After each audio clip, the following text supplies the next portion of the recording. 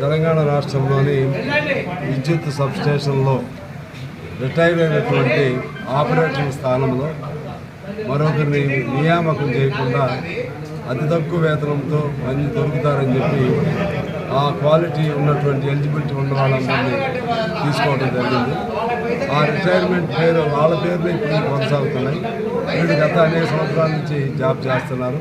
వీళ్ళకి ఎటువంటి రక్షణ లేకుండా ఉంది.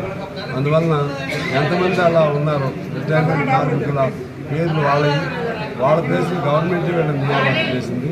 అటువంటి వాళ్ళందరినీ ఖచ్చితంగా గవర్నమెంట్ సర్వే చేసి ఎంతమంది ఆ విధంగా ఉన్నారో వాళ్ళందరికీ న్యాయం చేయాలి. ముందు వీళ్ళ పేర్లతో లక్షణం కాంట్రాక్ట్ కార్మికులుగా అయినా సరే ముందుకు తీసుకోవాలి. ఆ తర్వాత వీళ్ళని క్రమ పద్ధతిలో రెగ్యులర్ చేయాలని